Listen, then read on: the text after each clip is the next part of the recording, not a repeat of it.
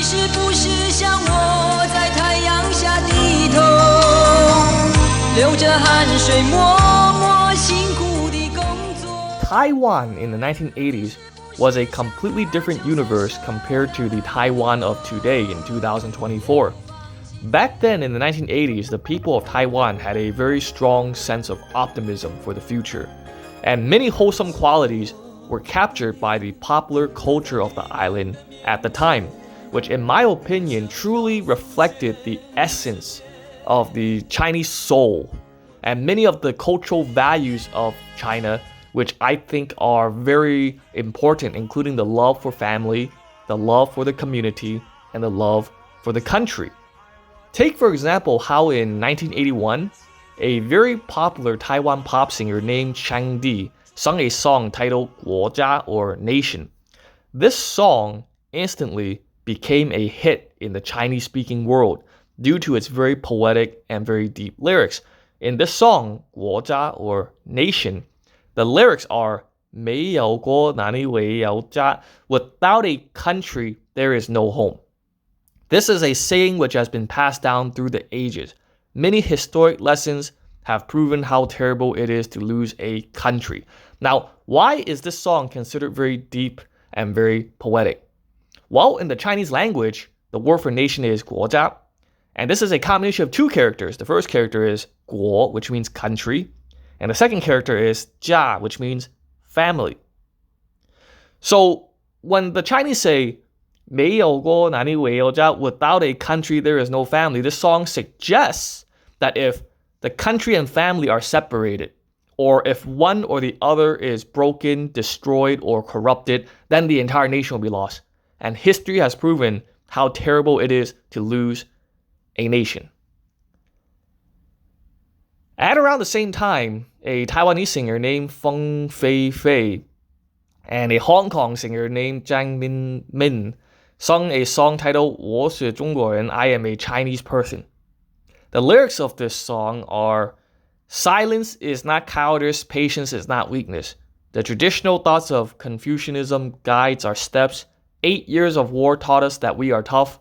When I cannot bear it anymore, I will stand up. I don't care where I am born. I am a Chinese person, and I swear to be a Chinese soul.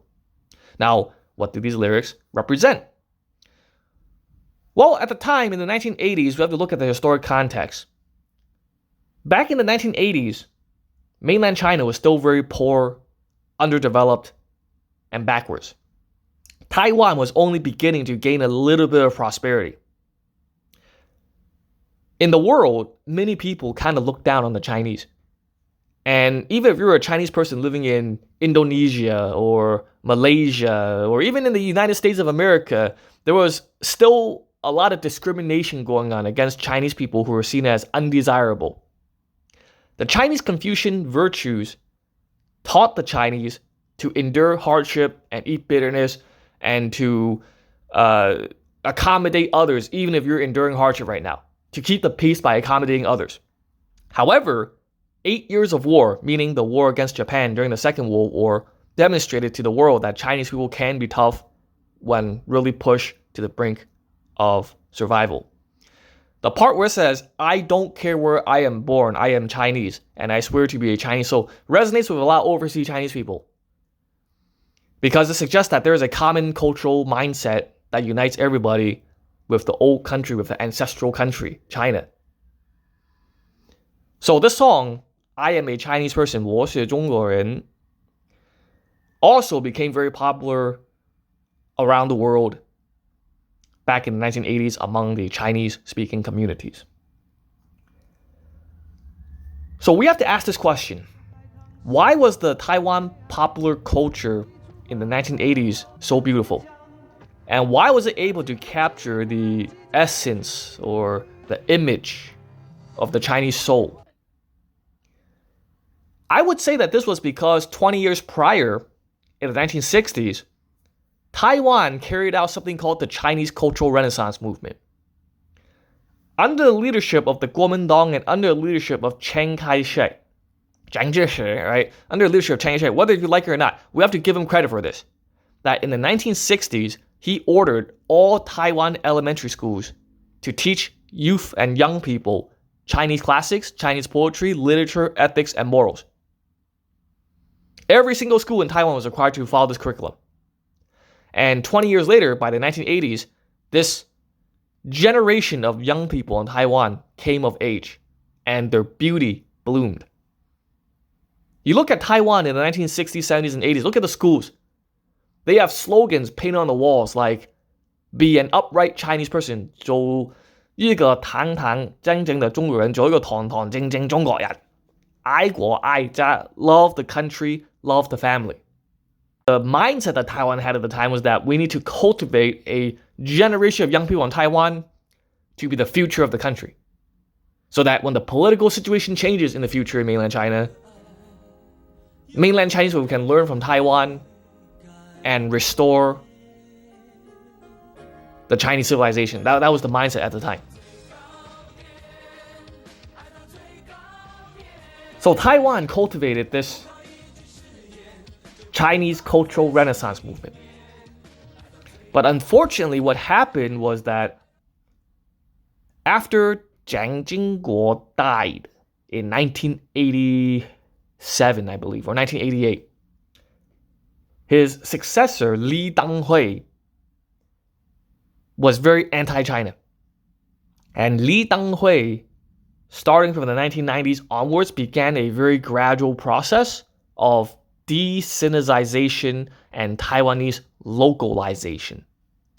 What does de-Sinicization and Taiwan localization mean? This was a movement to begin gradually removing all references to China in the school curriculums, in the media, and even in the politics. And by the mid-2000s, this idea of promoting the Chinese cultural values in the Taiwan society gradually began to fade away. Now they have begun to construct a separate identity on the island, which they want to break from the Chinese cultural viewpoint. So this is a huge source of conflict right now in the political arena in Taiwan. The Democratic Progressive Party, or the DPP, represents the faction that wants to continue to de-Sinicize Taiwan, and they won the elections in 2016, 2020, and most recently in 2024. The Kuomintang Party are the ones that do not want to continue this process of de-Sinicization. However, this does not mean that the fruits of the Chinese cultural renaissance movement failed, because many of those stars and artists from the 1980s Taiwan have went to mainland China. You see, after mainland China opened up and reformed, and as the political situation in mainland China began to change as what the Kuomintang predicted in the 1980s, many of these Taiwan artists, like Chiang, for example, have gone to the Chinese mainland to perform, to sing their songs. Even during the CCTV Chinese New Year performances, many Taiwan artists would go to mainland China to perform. Chiang himself, personally, actually at one point was the judge of the Avenue of Stars, which is mainland China's version of the American Idol. And all of this has had great impact on the growth of the Chinese mainland popular culture and has influenced the young people in mainland China today, of our generation today, to really be upright, 堂堂正正, the 中国人, be upright Chinese people. And this can be considered Taiwan's greatest contribution to the development of mainland China, in my personal opinion. Well, truth be told, I actually think that the 1980s had a much more beautiful popular culture than today. Even in the United States of America, even in the United States, I think the popular culture of the United States back then was much more wholesome and much more positive compared to today. Look, the popular culture is a reflection of what the people in the society want to see. So if the popular culture is wholesome, that means the society is positive and the society is healthy. If the popular culture is beginning to promote all these bizarre concepts and, for lack of better terms, beginning to promote things which are amoral or things which are unethical, like, for example, doing drugs and shooting people over drugs and drug dealing and stuff like that, okay, then you know that there's something wrong with the culture. Then you know that there's something wrong with the society. If the popular culture is promoting family values and ethics and being the best you can be, teaching your son values and ethics, then you know that popular culture and the mainstream society is on a positive direction. So in the 1980s, look at the United States of America, for example. You look at the popular culture at the time. Look at, for example, just off the top of my head, the Gillette commercial. The Gillette company, the razor company, they used to have a commercial called The Best a Man Can Be. And this commercial just shows a young man trying to get married, trying to cut deals at work, making his dad proud, trying to excel in athletics, trying to be the best he can be. And this commercial, wow, I just had tears coming out of my eyes, dude. I just had tears coming out of my eyes because of how beautiful this commercial was. Truth be told, personally, I believe that the entertainment industry and the popular culture of mainland China is on a correct and positive direction. Because I have done my research, I have looked at many of the modern songs and contemporary entertainment which has been coming out of the Chinese mainland in the recent years, in the past maybe 10 years or so. And it really reminds me of the positivity and the positive messages which used to exist in the Taiwan popular culture and in the Taiwan entertainment back then, right? So generally speaking, I think mainland China's entertainment and popular culture is on the correct path and is in the correct trajectory. Although I personally might be a little bit biased because I still think the Taiwan 1980s popular culture and the music from Taiwan in the 1980s was a little bit better. Yes, I think the Taiwan music from the 1980s are still the king, like they're still the best. It's still the king, right? But this might be my personal bias, right? Because I was born in a different country, I grew up in a different time than what mainland Chinese people experience, right? But I think the lyrics of the songs in the 1980s Taiwan were much more poetic, much more deeper meaning, and had a little bit more classical feel to it. So I like the Taiwan culture of the 1980s, and I think that is the greatest of all time, in my personal opinion. So tell me, let's watch some of these old commercials from Taiwan together, and you tell me what you think.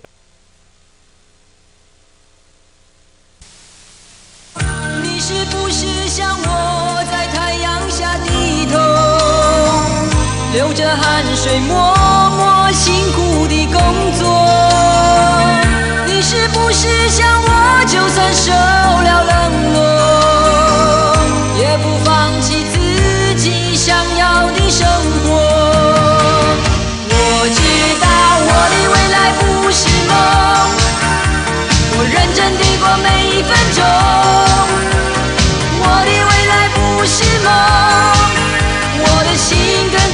豪迈够劲儿，黑松沙士。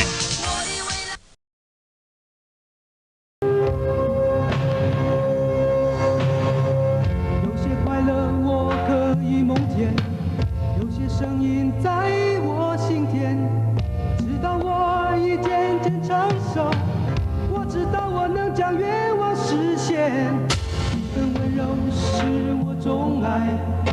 一夜海棠是我最爱，我已出发，我走向坚强，我已出发，急着期盼，急着相许，因为我心中有爱，所以我把钟爱给了最爱，因为我心中有爱，所以把我钟爱给了最爱，因为我心中有爱。 我把钟爱给了最爱，因为我心中有爱，所以你把我钟爱给了最爱。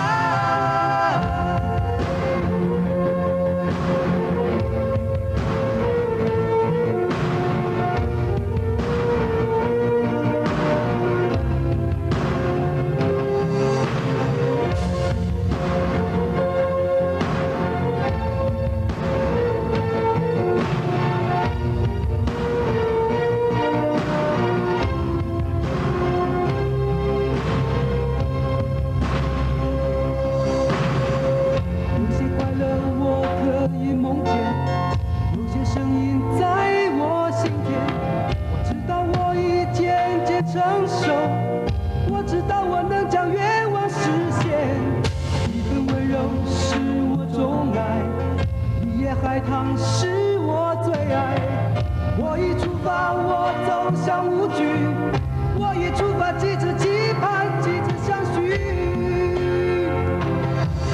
因为我心中有爱，所以我把钟爱给了最爱，因为我心中有爱。